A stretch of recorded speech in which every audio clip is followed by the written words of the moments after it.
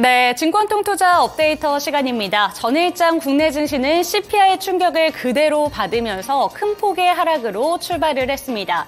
하지만 불어오는 외풍을 우직하게 받아들이는 모습을 보여줬는데요. 코스피는 소폭 상승에 성공했고 코스닥은 소폭 하락에 머물렀습니다. 하지만 특징적이었던 부분은 외국인 투자자들의 매수세가 1조 원 넘게 들어왔다라는 점이었는데요. 과연 어제 시장에서는 어떤 종목들로 거래대금이 쏠렸을지 거래대금 탑5 리스트 체크해 보도록 하겠습니다. 먼저 코스피부터 살펴보시죠. 네, 삼성전자와 SK하이닉스, 한미반도체, 현대차, 솔루스 첨단 소재 순으로 이름을 올렸고요. 코스닥 쪽에서는 알테오젠과 JNTC, 엔캠과 JMB, HB테크놀로지 순으로 이름을 올렸습니다. 보시는 것처럼 어제 시장에서도 반도체 종목들이 시장을 꽉 잡았다라고 보실 수 있을 텐데 외국인 투자자들이 주가 상승을 확실하게 견인을 해줬습니다. 그런데 보신다면 반도체 종목들도 이렇게 다양한 종목들이 이름을 올렸는데 유리기판 테마주들도 다시 한번 반등하는 모습을 보여줬기 때문에 어제 시장에서는 반도체 종목들이 왜 이렇게 이름을 많이 올렸는지와 함께 유리기판 테마주들은 어떤 이슈가 있었는지 잠시 뒤에 특징주로 짚어드리도록 하겠습니다. 그렇다면 나머지 종목들부터 체크를 해보시죠. 네, 먼저 현대차부터 살펴보도록 하겠습니다. 5.7%대의 강세로 24만 1,000원에 이렇게 종가를 형성했는데요. 어제 시장에서는 현대차뿐만이 아니라 기아차도 3%대 강세로 거래를 마치면서 완성차 투톱이 일제히 강세 모습을 보여줬습니다. 이 흐름은 저 PBR 종목들과는 다른 모습이었고요. 장 초반의 흐름과도 조금은 다른 모습을 보여줬다라고 볼 수 있을 텐데 결국에는 실적에 대한 기대감 때문이었습니다. 어제 시장에서는 저 PBR 관련된 종목들은 일제히 조금 하락하는 모습을 보여줬었는데 그 이유가 총선에 대한 결과가 결국에는 야당의 승리 쪽으로 점쳐지게 되면서 결국에는 저 PBR 관련된 종목들이 기업 밸류업 프로그램의 동력이 잃게 되는 것이 아닌가 이러한 우려감으로 함께 급락하는 모습이 나타났습니다. 현대차와 기아 같은 경우에도 장 초반의 분위기는 비슷했는데요. 실적에 대한 이야기가 나오면서 결국에는 반등에 성공했고 급등세로 거래를 마쳤습니다. 2024년 1분기 자동차 산업 동향에 따르면 1분기 자동차 수출액이 175억 3,700만 달러로 전년 동기 대비 2.7% 증가했다고 하는데요. 역대 1분기 중 최대치에 달한다고 합니다. 이와 함께 현대차는 5%대 급등으로 거래를 마쳤습니다. 네, 한편 솔루스 첨단 소재 같은 경우에는 보합으로 거래를 마쳤는데요. 장중 변동성이 상당했습니다. 동박 공급에 대한 이슈가 나오면서 바로 전일장의 상한가로 거래를 마친 종목이었는데 이랬기 때문에 결국 어제 시장이 크게 출렁이면서 출발을 했음에도 4%대의 강세로 출발했던 종목이었습니다. 장중에 6%대까지의 급등세를 보이다가 결국에는 크게 밀리는 모습을 보여줬는데 장 막판까지 시세를 차곡차곡 쌓아 올라가면서 결국에는 보합으로 거래를 마쳤고요. 시간의 거래에서는 추가적으로 상승하는 모멘텀까지 들고 왔습니다. 잠시 뒤에 시간의 특징주에서도 살펴드리도록 하겠습니다. 네, 나머지 종목들 먼저 살펴보시면 알테오젠, 어제 시장에서 코스닥 시장 제약바이오 종목들 혼조 양상을 보여줬음에도 알테오젠은 선방하는 모습을 보여줬고요. 엠캠 같은 경우에는 어제 밀리면서 출발을 했습니다. 드디어 이제 좀 주가 자체에 랠리가 스탑이 걸리나 이런 부분들이 좀 우려가 됐었는데요. 어제도 추가적인 시세를 내줬다는 점에서 의미를 찾으면 되겠습니다. 하지만 그럼에도 엠캠 같은 경우에는 요새 주가 자체가 소강 상태에 접어들었다는 점도 함께 체크를 하시면 되겠습니다. 그럼 특징주 넘어가서 반도체 종목들부터 체크해 보도록 하겠습니다. 네, 어제 외국인 투자자가 확실히 반도체 종목들의 시세를 견인해 줬습니다. 삼성전자의 경우에는 무려 17거래일째 외국인들이 순매수 행진을 보여주고 있는데요. 고환율에도 불구하고 외국인들이 이렇게 반도체 종목들을 잡는 건 결국에는 업황 회복에 대한 기대감 때문입니다. 반도체 수출이 전년 동기 대비 45% 증가했다는 이슈, 그리고 내년이면 삼성전자의 영업이익이 50조로 복귀할 것이다. 이런 이슈도 전해졌고요. 그리고 삼성전자의 보조금이 60에서 30억 달러로 다음 주면 발표될 것이라는 소식 역시 어제 투자 심리를 확실하게 끌어당겼습니다. 이와 함께 삼성전자는 0.6%대의 상승, 그리고 SK하이닉스는 3%대까지의 시세를 올려주면서 18만 원 후반대로 다시 한번 오는 모습이었습니다. 그리고 한미반도체 같은 경우에는 개별적인 이슈가 있었죠. 이러한 호재와 함께 한미반도체는 6%대 급등으로 거래를 마쳤는데요. 마이크론과의 226억 원 규모의 HBM 제조용 장비를 공급한다는 소식에 어제 급등으로 거래를 마쳤습니다. 이에 대해서 어제 증권가 보고서에서는 한미반도체가 마이크론까지 고객사로 점하게 되면서 TC본더 대장주로 자리매김했다 이렇게 밝혔는데요. 이 같은 독주가 최소 2년은 이어질 것이다 이렇게 봤습니다.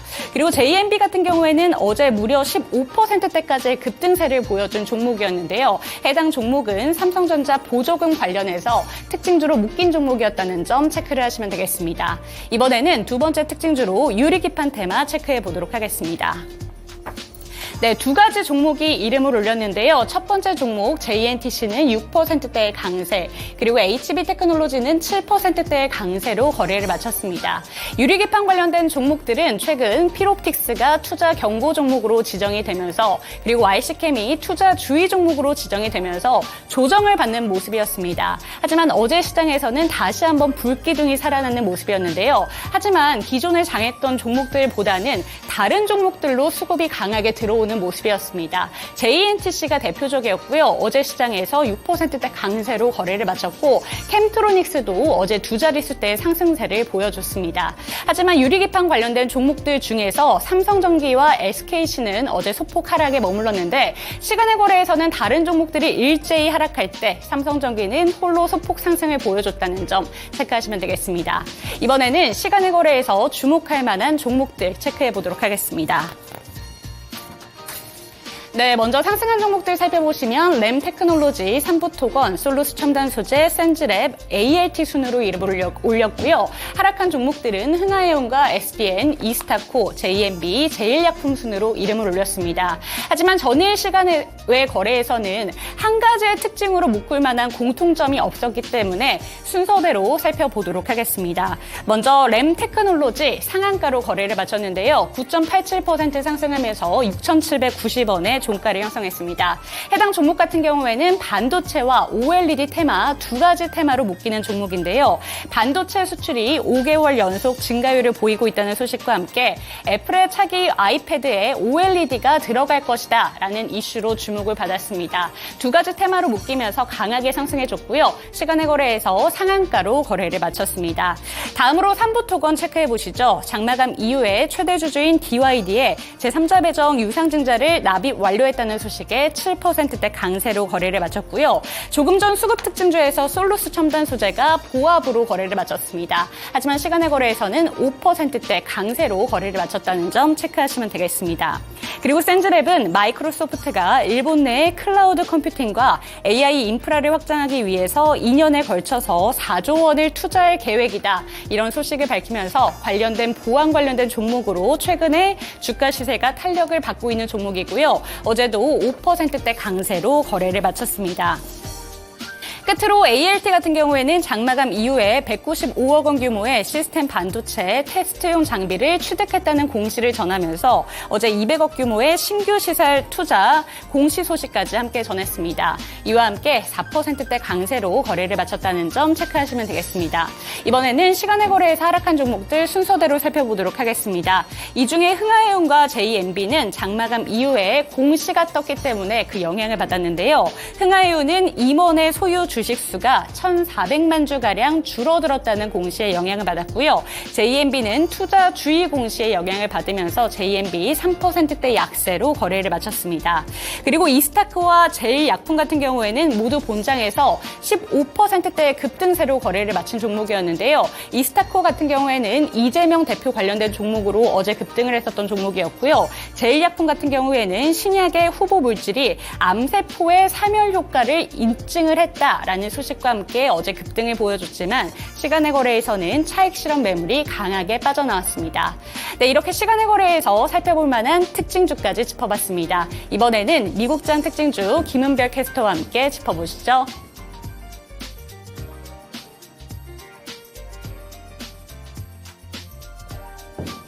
다음으로 미국 증시 특징 종목들입니다. 간밤 뉴욕 증시 CPI 충격을 지우고 그래도 예상치를 하회했던 PPI와 더불어서 반등하는 흐름이었는데요. 그동안 눌려있던 기술주들도 올라갔고요. 매크로 변수들들 유가를 포함해서 어느 정도는 안정화되는 흐름이었습니다. 보시면 나스닥 종합지수가 1.6% 강한 상승을 기록하게 되면서 16,442포인트를 터치했고요. S&P 500 지수 0.7% 강세로 함께 진행됐습니다. 네, 그렇다면 이 관련해서 미국 증시에서는 어떤 특징 종목들이 있었을지 첫 번째 특징 종목부터 함께 체크해 보시죠. 네, 보시면요. 알파인 이뮨사이언시스, 파라마운트 글로벌 이 두 종목 모두 개별 플레이가 나왔던 종목들입니다. 인수합병과 관련된 모멘텀들이 불거지게 되면서 관련 종목들의 주가 흐름이 상당히 좋았는데요. 먼저 알파인 이뮨사이언시스 보시면 36% 폭등하게 되면서 64달러 선에서 거래를 마쳤습니다. 미국 제약회사 버텍스 파마슈티컬스가 생명공학회사인 알파인을 인수한다는 보도 때문이었는데요. 일단 유망 신장병 치료제 포베타시셉트를 품에 안게 됐습니다. 이번에 알파인을 현금 49억 달러로 인수를 한다고 밝혔는데요. 알파인은 2015년 설립돼 2017년 나스닥 증권거래소에 상장한 회사입니다. 현재는 자가면역과 염증성 질환 치료를 위한 이 면역치료제를 연구하고 있는데요. 이번 인수에 따라서 버텍스는 알파인의 면역 글로불린 A 신병증 치료제 포베타시셉트를 파이프라인에 추가하게 됐습니다. 네, 이렇게 인수는 버텍스 35년 역사상 가장 큰 규모로 진행된다는 점에서 이번에 인수가 다시 한번 주목을 받았고요. 피인수 대상인 알파인 이뮨사이언시스가 이렇게 36% 급등세로 거래를 마쳤습니다. 네, 그리고 두 번째 종목으로는 파라마운트 글로벌 체크가 되는데요. 7% 오르면서 11달러 선에서 거래를 마쳤습니다. CNBC의 보도가 있었는데요. 이 파라마운트와 스카이댄스의 미디어 계약이 진전을 보이고 있다는 소식이 나왔습니다. 두 회사가 합쳐지면 이끌게 될 데이비드 앨리슨 CEO는 급진적인 구조조정과 대규모 비용 감축까지 계획하고 있다는 소식도 함께 전해지고 있는데요. 이렇게 인수합병과 관련된 모멘텀들이 불거지면서 이 미국 증시에서도 특징 종목으로서 함께 꼽힐 만큼 최근에 상승 탄력이 같이 나타나고 있습니다. 이렇게 미국 증시의 특징 종목 첫 번째로는 개별 종목들 함께 체크해봤습니다. 네, 다음 종목으로 넘어가 보겠습니다. 간밤에 전기차 관련 종목들 체크를 해보셔야 될 것 같은데요. 지금 보시면 테슬라 정도만 1.6% 상승으로 174달러 선에서 거래를 마쳤고요. 포드를 포함해서 루시드라든지 리비안 오토모티브, 전기차 스타트업 종목들은 다시 한번 급락세를 보였습니다. 테슬라는 자율주행 모멘텀이 좀 따로 붙으면서 최근에 전기차 종목들과는 약간 다른 플레이가 나타나고 있고요. 오늘은 포드와 관련된 소식을 확인해 보실 수 있겠습니다. 네, 포드가 일부 F150 라이트닝 픽업 트럭의 시작 가격을 낮추고 품질 문제가 있었던 이후에 다시 한번 차량 배송을 시작한다고 하는데요. 이번에 가격을 낮추는 모델은 중간 레벨의 플래시 트림입니다. 현재 가격 대비 5,500달러 낮춰진 가격에서 거래가 되고요. 그리고 이 뒤를 이어서 라리언 모델은 2,500달러 할인이 됐고 XLT 모델은 2,000달러 낮은 가격으로 책정이 됐습니다.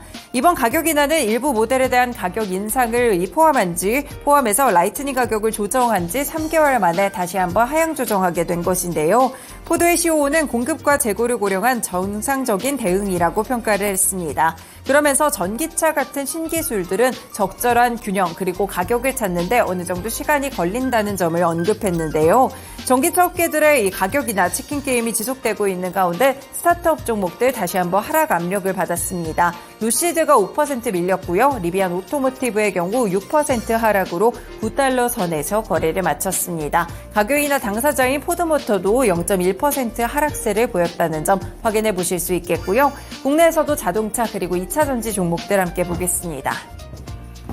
네, 보시면 현대차나 기아 이렇게 상승하는 흐름들을 어제장 강하게 뿜어내는 모습이었는데요. 그리고 2차 전지 종목들의 경우에는 혼조세를 보이는 흐름들까지 함께 나타났습니다. 네, 이렇게 전기차의 가격 인하 모멘텀이 지속되고 있는 가운데 과연 2차 전지 종목들 그리고 실제로 전기차를 판매하고 있는 완성차 기업들은 어떤 흐름의 주가 영향을 받게 될지도 확인해 보시면 좋겠습니다. 네, 마지막 미국 증시의 특징 종목 함께 살펴보시죠. 바로 중고차 업체인 카맥스인데요. 이 종목 9%나 급락하며 71달러 선에서 거래를 마쳤습니다.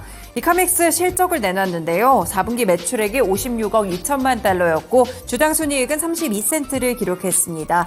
다만 아쉽게도 애널리스트들의 전망치가 매출액 57억 8천만 달러 그리고 주당 46센트의 이익이었기 때문에 컨센서스를 큰 폭으로 하회하는 실적을 나오게 됐는데요. 회사 측에서는 광범위한 인플레이션 압력이나 금리 인상, 대출 기준 강화 그리고 소비자의 신뢰 하락으로 인해서 지속적인 역풍을 맞았고 차량의 경제성 문제가 4분기 판매 실적에 계속해서 영향을 미쳤다고 생각한다라고 밝혔습니다. 아직까지는 2026 회계 연도에서 2030 회계 연도 사이에 연간 200만 대 이상의 차량을 판매하겠다는 이 목표 자체를 수정하지는 않았는데요.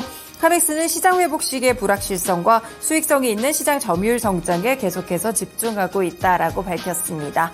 이렇게 중고차 업체 이번에 실적이 좀 좋지 않게 나오게 되면서 카맥스뿐 아니라 카바나까지 주가가 하락하는 흐름으로 함께 진행이 됐는데요. 국내에서도 렌터카라든지 혹은 이 중고차 관련 업체들 함께 보겠습니다. 네, 살펴보시면요. 케이카나 SK네트워크스, 소카 이렇게 세 가지 종목들이 또 나오고 있는데요. SK 렌터카를 소유하고 있는 SK네트워크스 최근에 매각 이야기가 좀 나오고 있습니다. 과연 이 매각 이후에도 좀 흥행을 하게 될지도 살펴보실 필요가 있을 것 같고요. 최근에 주가 흐름은 좀 선별적인 흐름들을 기록했습니다. 어제 보시면 소카가 10% 정도 급락으로 19,720원에 마쳤다는 점도 특징으로 꼽아볼 수 있겠고요. 케이카는 소폭 상승했고 SK네트워크스 주가는 0.7% 정도 하락 시장 분위기를 반영했다는 점까지 확인해 볼 수 있었습니다. 네, 이렇게 미국 증시의 특징 종목들, 이 국내 증시까지 함께 연결해 드렸습니다. 지금까지 증권통투자 업데이트였습니다.